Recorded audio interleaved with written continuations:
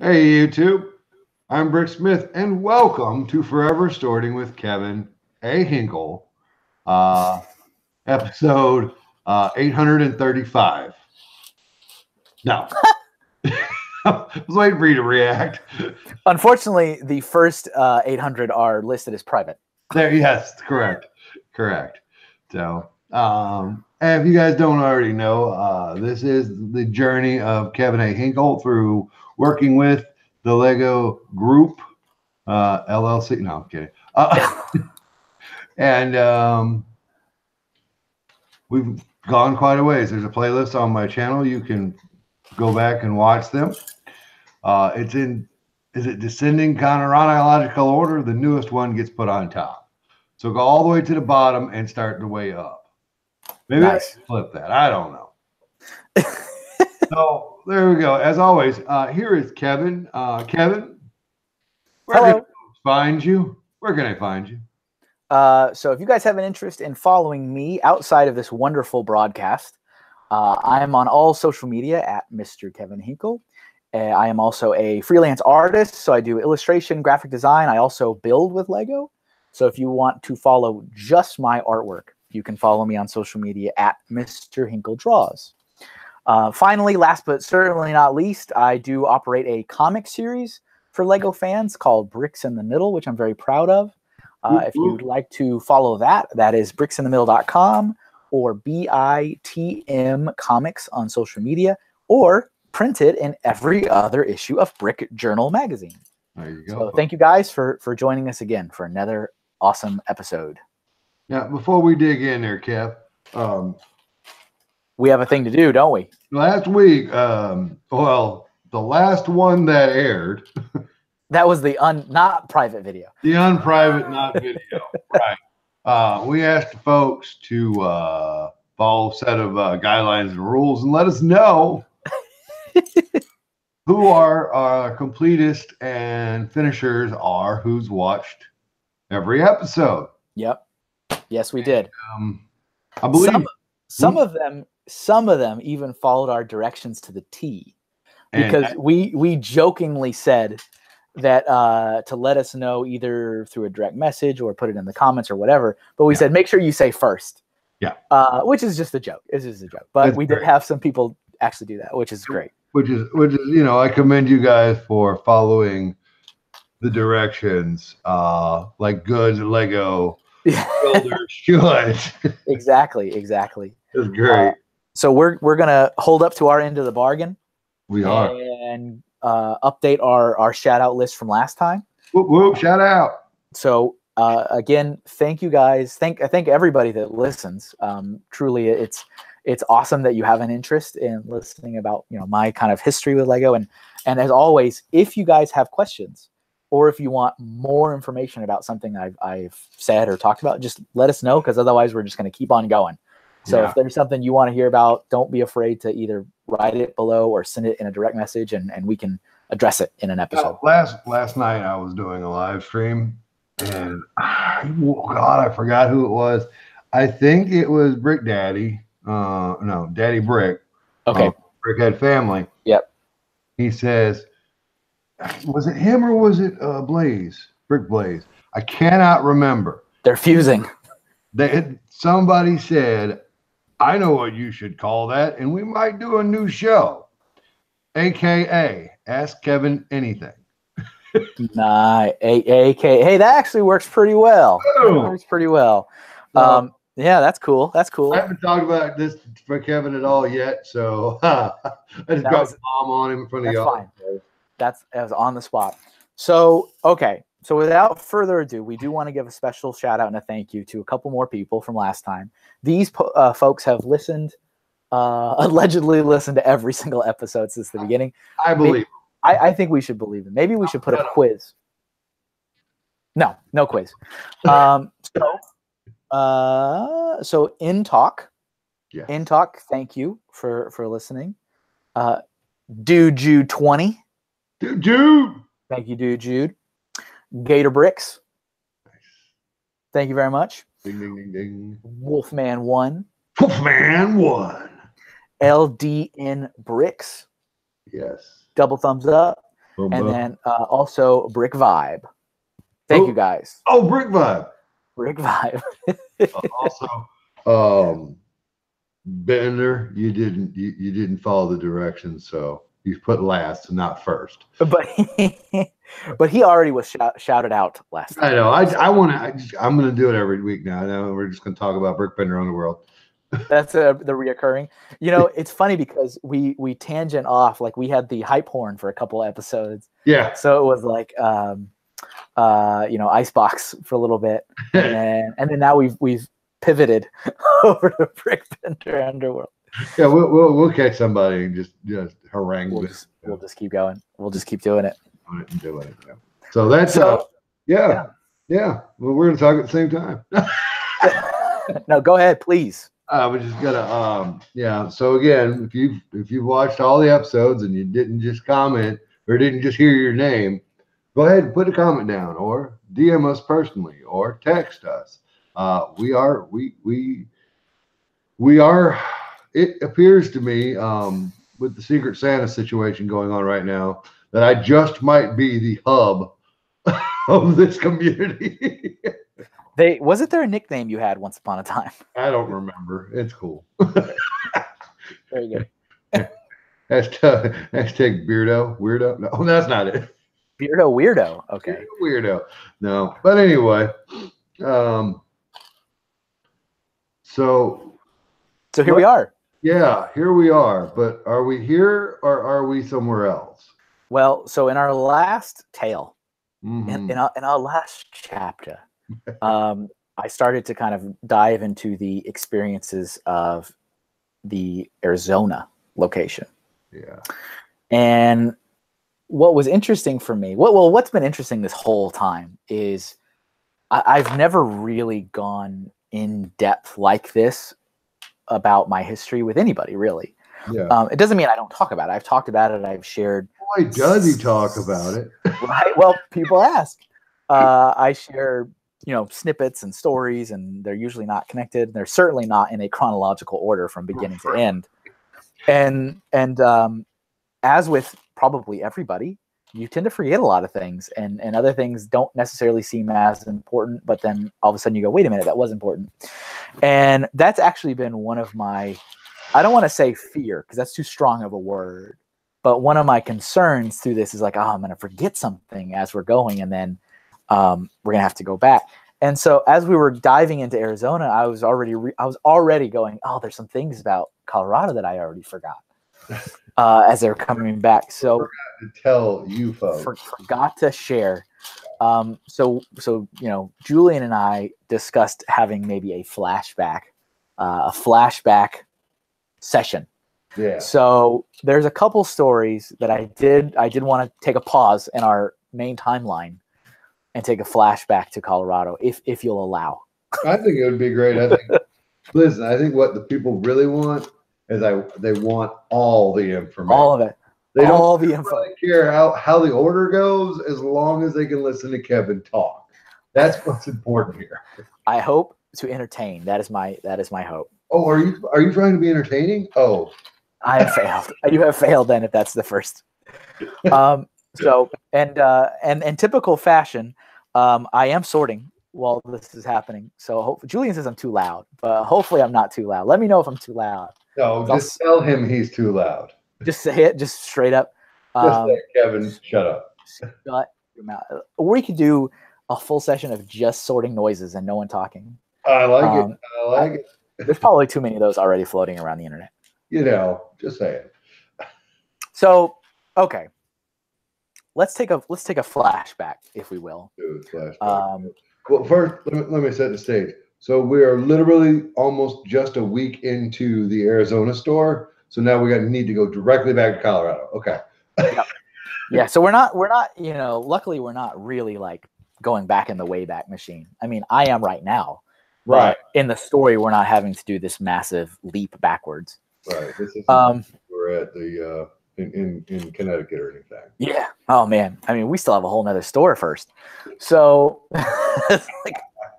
that's actually one of my favorite is that a lot of people that know me or have known me over the years, a lot of them typically know me from one store.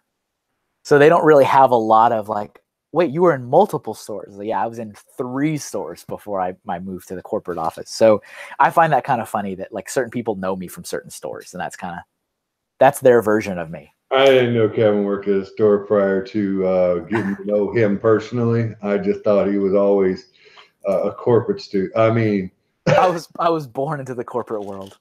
right. Yeah, yeah.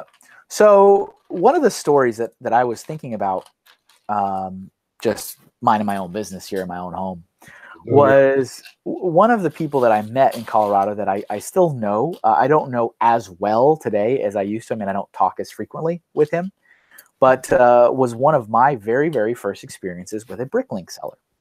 So I don't know if I maybe touched upon this a little bit before, but I'm going to go all in. You have. Okay, good. Then perfect. So back in the Colorado days, in the 2005s and 2006s and 2007s, again, when Lego was not as explosively popular as it is today, we didn't have, problems fitting people into the store because there's so many customers. Yeah. There was really not this ravenous consumer base, but there was this one guy that would come in all the time. And his name was Rick, and Rick's a nice guy. And Rick is a Bricklink seller. His Bricklink store is Abreu's E-Bricks. That's his store name if you have an interest in checking it out. And so he would come in and he would talk about, what he does. And I didn't even really know what Bricklink is and how does that work and all that kind of stuff back then. And so he was also educating me with his visits to the store. And so he's like, oh, I'm a Bricklink seller. I try to find sales and deals on Lego products and I part them out. And I mean, I'm like, what does parting it out mean? Right. And so, you buy a Lego set, a boxed, sealed Lego set like you'd find anywhere.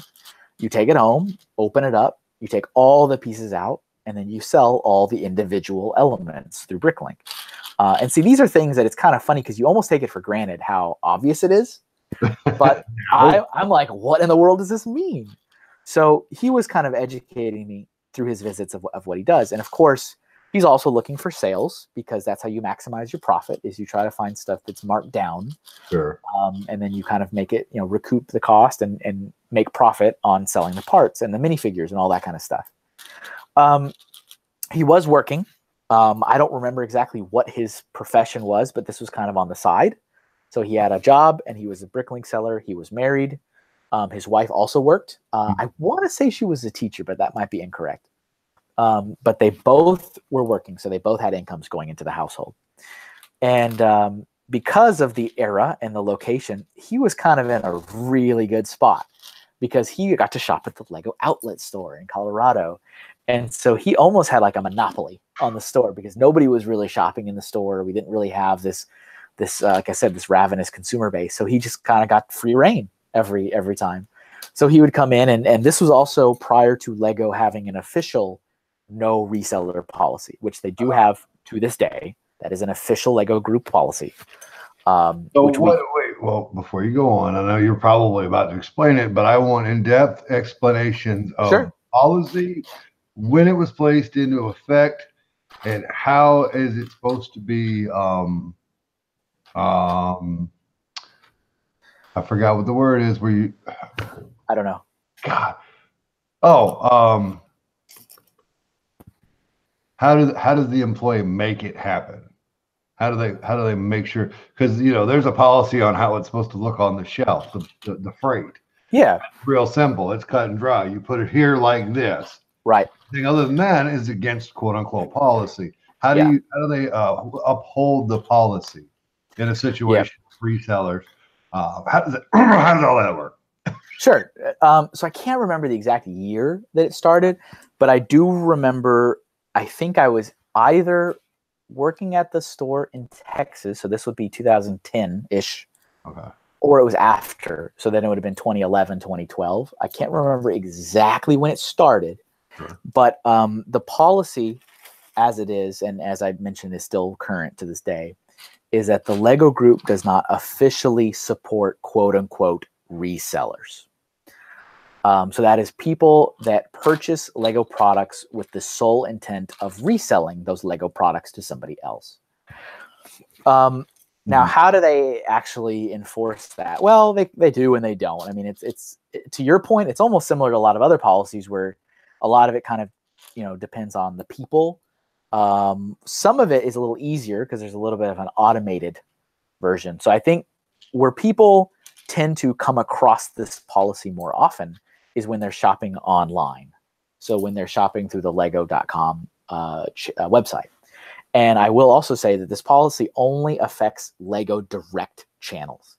So this is buying products through the Lego store or buying it through Lego.com. This is not through Walmart, Target, Amazon, all those other things, because that's not in their realm of control. This is only Lego realm of control. So I'm going to cut you off again. Yep. I'll show something.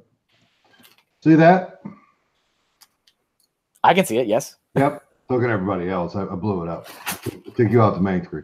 That's fine. What if I want 10 of these?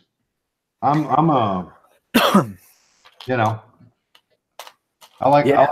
I want it bigger. I want to Hoosierize it, or I want to Chris it, or but Lego's not going to sell me 10, are they? Online? Not normally. So that's where there is kind of the problem. And problem is, in the grand scheme of things, probably not a big deal. But when you look at the community, the AFL community base, that's where you have a major conflict, because AFLs, I would say, in my opinion, there is a extremely high percentage of AFLs that are also sellers of some kind, of a degree. It could be that maybe you're just trading with your fellow AFLs, or maybe, I bought this set, but I didn't want this minifig. Oh, somebody else in my lug wants the minifig. I'll sell you the minifig for $2. I mean, that's selling, and I think there's some that don't at all in any way, shape, or form, but I think there's probably a high chance that everybody in the community I have sold to some degree. Sells. I have sold and traded with a vendor. And there's a difference between selling and selling to make a profit. There's a difference between the two. So that's where there's a major problem, is that in the community, you have games, you have activities, you have organized groups called lugs, where there is a legitimate reason why you would want to amass a number of a product. Sure. You'd say, well, I need 10 of these because we have a draft, and it's just more cost effective and efficient for so-and-so to go pick up all of them from the set, and then everyone can give him back $20 and put on the table. Like, totally legitimate reason. But that's where things get fuzzy and gray, because Lego doesn't understand that as a company.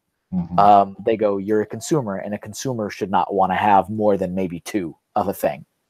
And so there are limits that they place within the system, where if you want more than that, you're already kind of flagged. It's like, well, why is this person buying so many of these things? Some of them, there's just a hard limit. Like for example, when a new product comes out, usually you'll see limit of 1. Sometimes you'll see limit of 2. And that's because that there's a high chance that maybe it's a lower price point, and maybe you're a parent or a grandparent and you might have 2 kids.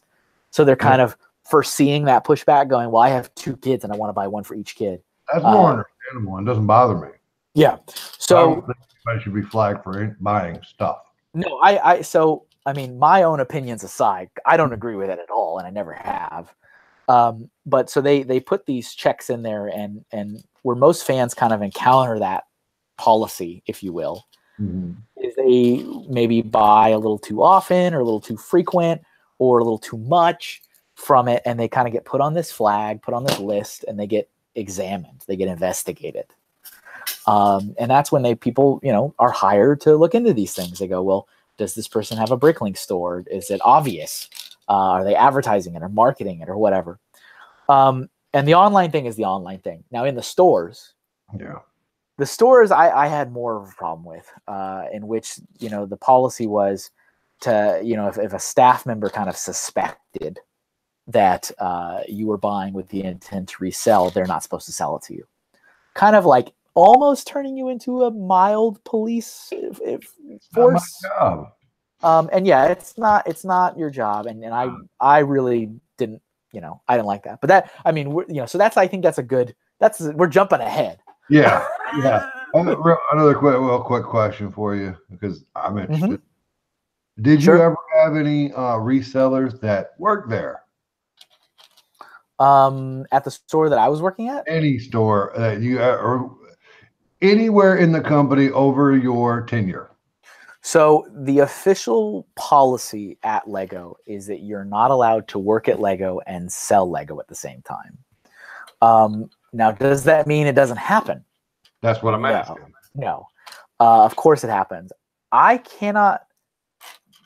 No, there was one. There was one in Arizona, but I had no idea. I didn't find that out until years after that was happening. So, not that I know that there was any other ones. Okay. Could be.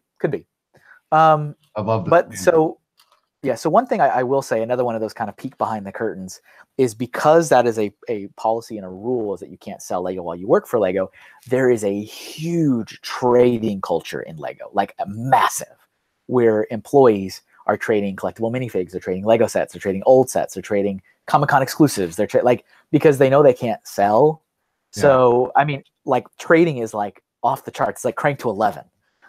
Like people, you'll go into a department and maybe their whiteboard has like collectible minifig names written on it, and you're like, what's this about? And they go, oh, that's for the other department. If they have one of the minifigs we want, we're trading for it. And it's just like, it's like off the charts, which there's nothing wrong with. I mean, hey, trading and, but it's kind of humorous how much it's cranked up because of the inability to sell. Well, here's what I've always found, and this is people in society as a whole collectively. If you're told not to do something, then you will find a way around it, and you will abuse the hell out of it.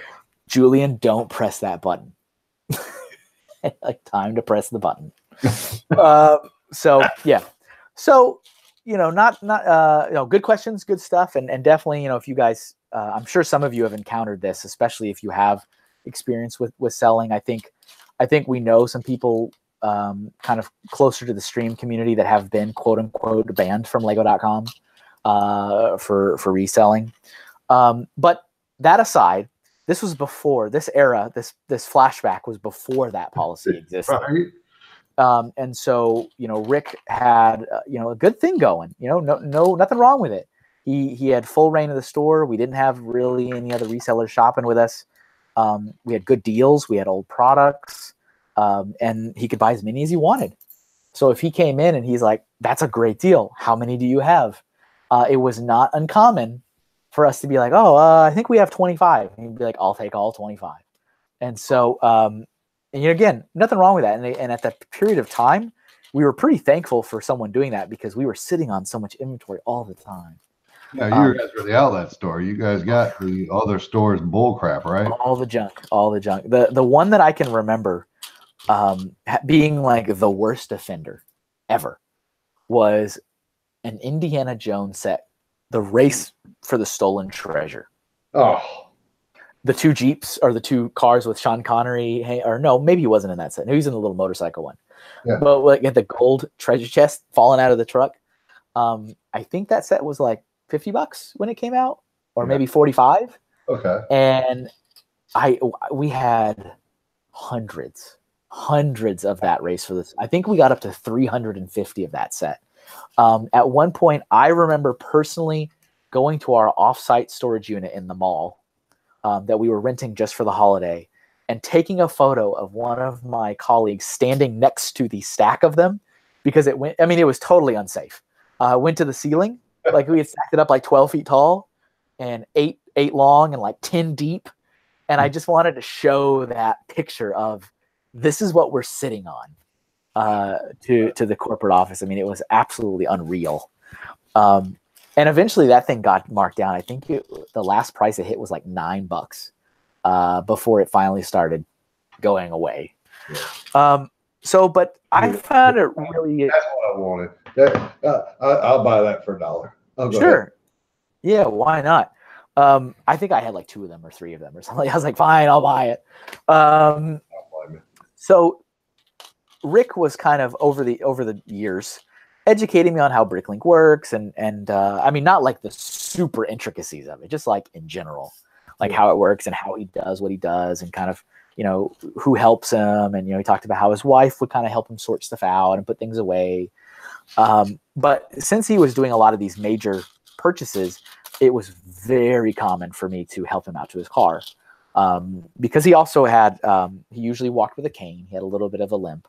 And so I would have to take our dolly out to the parking lot with this just pallet worth of Lego sets. And thankfully he would always park really close to the entrance to our store, so I wouldn't have to go across the mall.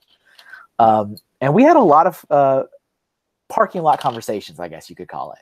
Those are the best between 8 balls, between stores and 8 ball. Yeah, those are the best. I want to say, correct me if I'm wrong, but I think one of the first in-person conversations between a Bricksmith and Kevin Hinkle was in a parking lot. It sure was. Gave Bricksmith some swag. Oh yeah, good stuff.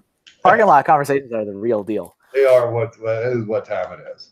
And he also, he was a really nice guy, so he would take those few minutes where I'm loading up his car to ask, like, how's school going? What are you studying? And I tell him, and kind of he would joke around that he thought I was destined for greatness. And he would say, like, he was like, I think you're going to be doing like something high up for Lego one day. Like maybe you'll be in their art department, or maybe and I was like, well, that's the dream. That's the dream.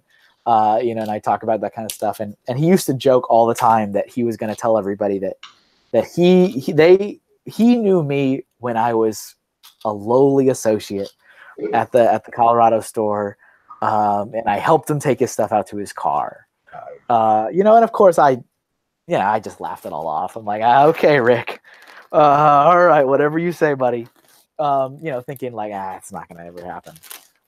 But so he was really successful with his Bricklink store. And I think it was like a perfect combination of being at the right spot, not a lot of competition locally, a store that has a lot of cheap stuff, a lot of bulk stuff. But over the years, he did so well. He actually ended up quitting his job to focus full time on Bricklink. After a little bit longer, his wife quit her job so they could both focus on the store.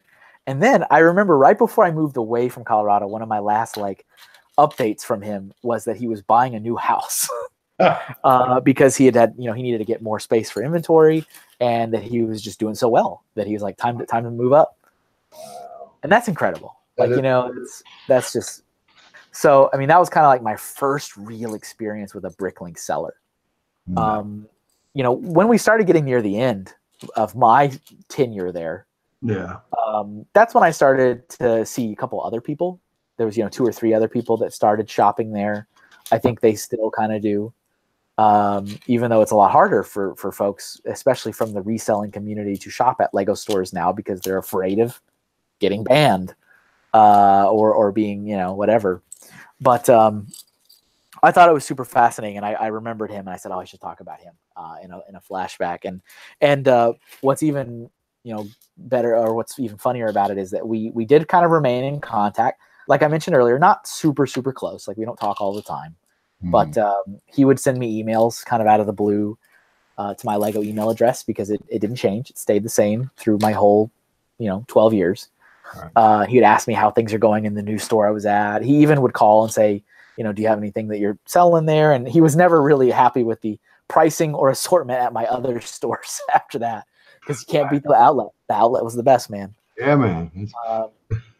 But I moved a couple times, and then eventually I moved to corporate, and he kept saying like, oh man, I knew you win. And I eventually saw him again, kind of jumping ahead many years into the future. He ended up flying to BrickCon in Seattle for fun, to see what it was all about. And he'd heard the hype, and Denver to Seattle wasn't too bad. Denver's a major hub. And so he flew up there, and we met up against with each other, and it was so surreal. It was like a blast from the past. And he was like, look at you now. And I'm like, yeah. And he's like, remember when you used to take stuff out for me in my car? And I was like, yeah. It was just crazy. It was crazy kind of having that full circle moment. But so he was somebody that I wanted to kind of touch upon. And then another person that I first met and spoke with, I didn't meet yet. I spoke at Colorado, was another guy by the name of Mike Shields. Mike Shields. And Mike Shields owns and operates, or used to own and operate, a brick and mortar Lego store in Canada, in kind of the Ontario province. I don't remember exactly where. Somewhere outside of Toronto, I think. Okay. And so he would call, and again, wanted the best kind of deals and stuff because he would resell it. And again, he's a really nice guy, and there was no reseller policy, and he kind of started calling in a little bit after the Rick time. So that was like probably Rick's first competition. But I mean, nowhere near us. I mean, in a different country. But he would do phone orders. So Mike would do phone. I had no clue what he looked like. But he was a really nice guy, and he loved to talk. So it was funny because usually when Mike Shields would call, people would ask me to take the call. Can you please take the call? I'm like, fine, I'll take the call. And so, but he was also looking for deals, and he was looking for bulk, so that he could sell it in his shop. And he did have an online presence as well. I think the online still exists. He ended up having to close his store down a couple of years ago, actually, because Lego started opening up Lego stores in Canada. And when he was doing this, he was kind of a one-man show. He was the only place you could go, at least in the major Toronto area, to get only Lego sets, and old Lego sets, and new Lego sets, and rare Lego sets, because there was no Lego presence in Canada yet. And so all of a sudden they had, there he is. Look at that. I love it. There he is. And so on the big screen. So I just typed his name in. I know which one Kevin is. This is like the second picture on his, just on his profile. On his? Yeah. Nice. Like, yeah. I'm sorry. It was the first picture. You see, you got his information here. You got that. Sure. And then the first picture is Kevin. Nice. And his store, it was called Lasting Toys. Was the name of the store. And yeah, I'm assuming the online part is the same name as the physical store was. I just added him as my friend. Nice. So, I mean, he's a really, really nice guy. And most Canadians are. I'm sorry. What's that? Most Canadians are. Most Canadians are. And it was funny because I remember when that picture was taken, that was when me and Jamie Berard, who's a product designer, we were in the area for BrickFest, which is a Lego fan event in Toronto. Yes. And again, it was one of those blasts from the past. Like, I never thought I would see Mike Shields again. And he recognized me first. And he was like, "Do you remember me?" And I was like, "Well, I never seen you." Because I was only by the voice. But let's go back before we go forward. Okay, ladies and gentlemen, Kevin is excited. I'm excited. I'm sorry, I'm bungling it up.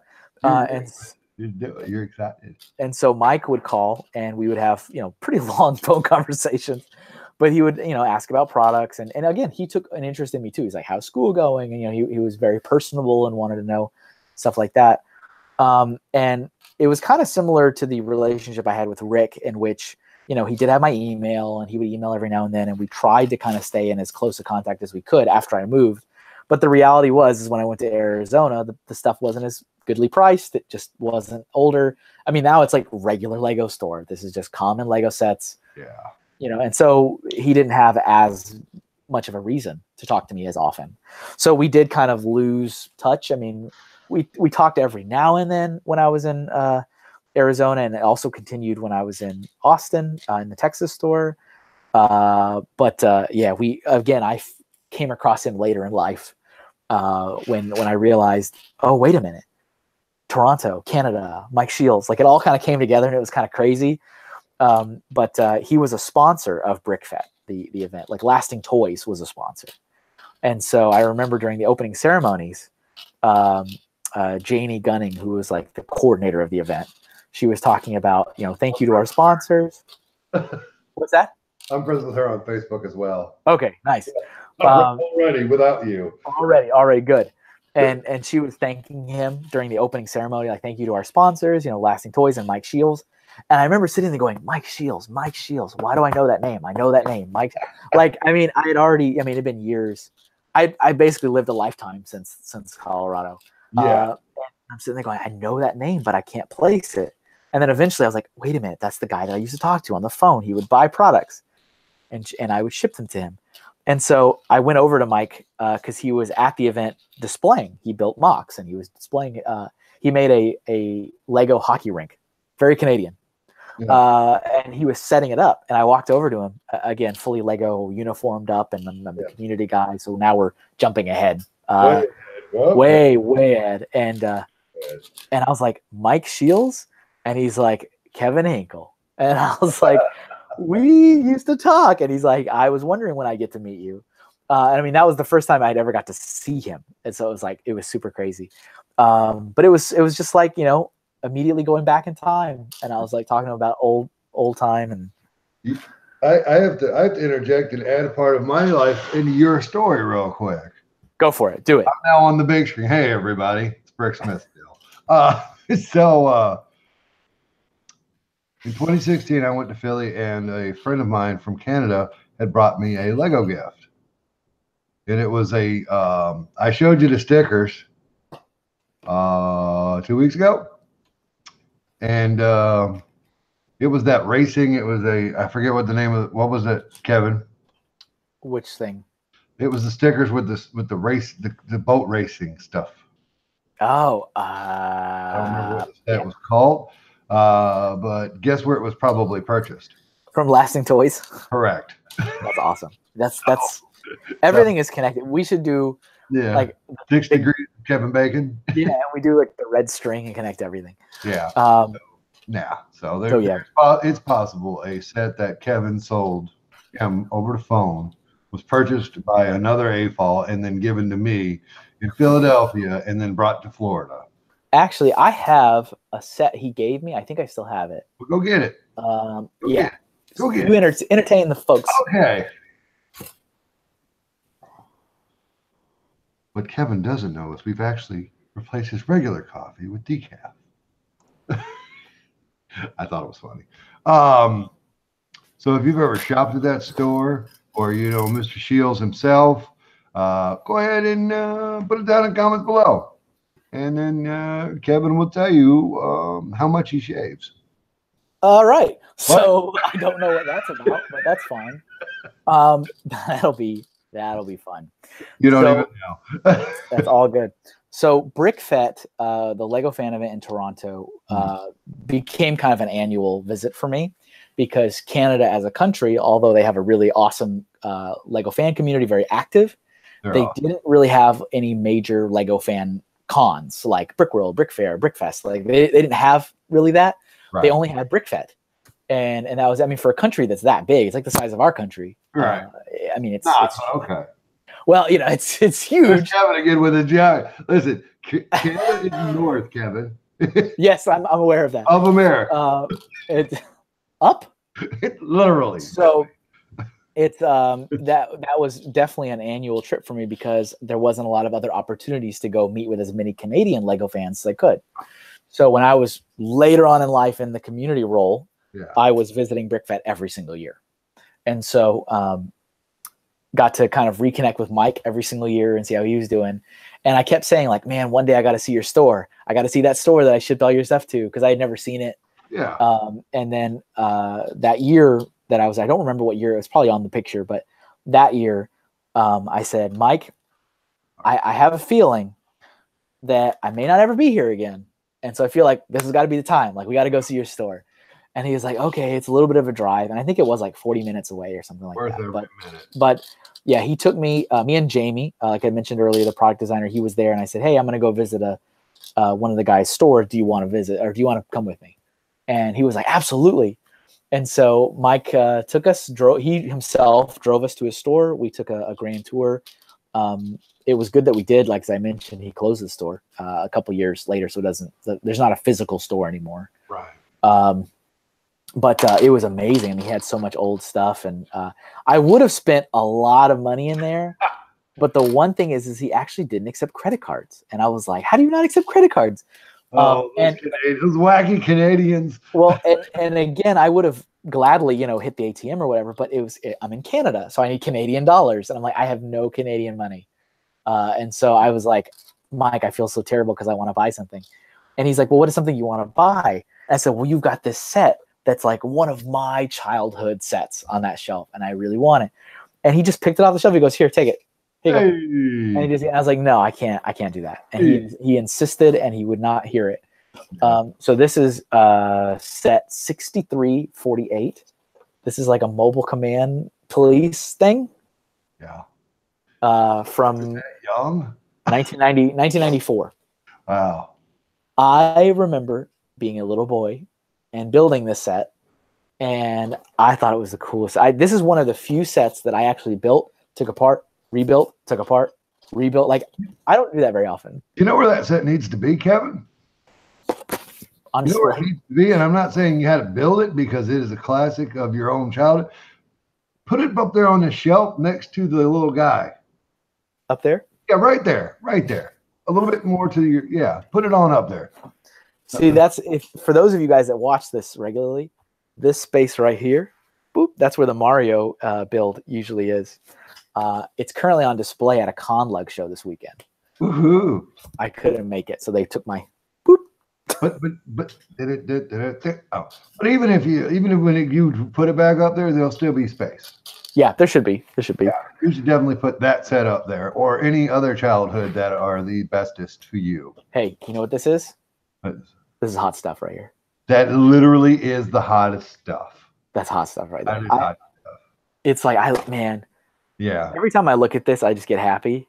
By the way, ladies and gentlemen, my childhood rebuild best set I ever had is right up there. It's 6952. You can't see it. There it is. Up there. Back there behind all that junk. What is it? It's it is the solar power transport. Classic Space, 1985. Okay. Spaceship. You know which one I'm talking about. The one spaceship that didn't, one space set that didn't fly, or wasn't a base. It had wheels and it rolled.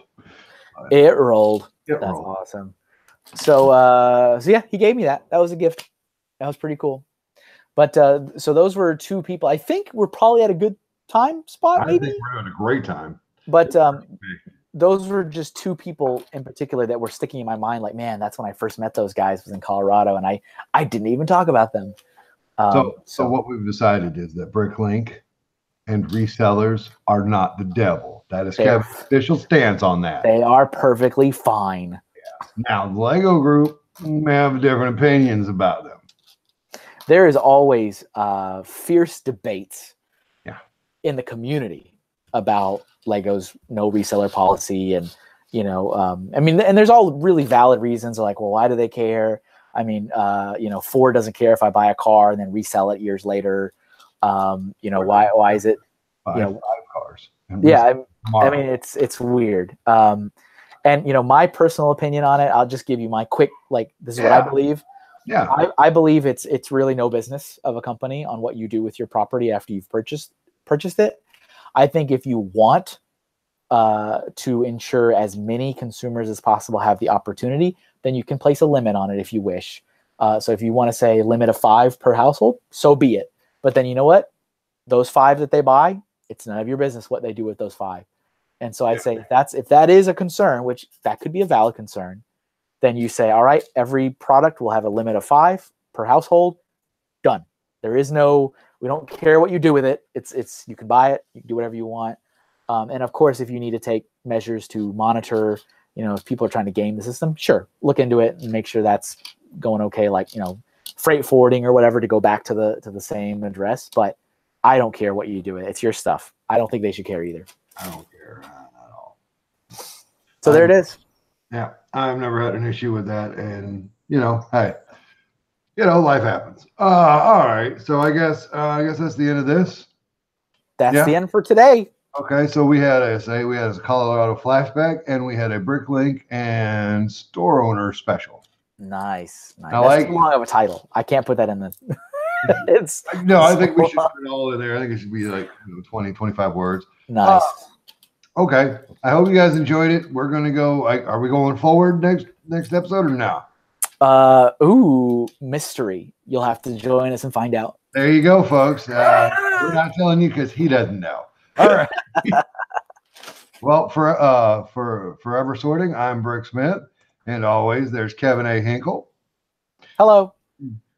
Remember, folks, You gotta love those bricks. gotta love those bricks. Bye, everybody.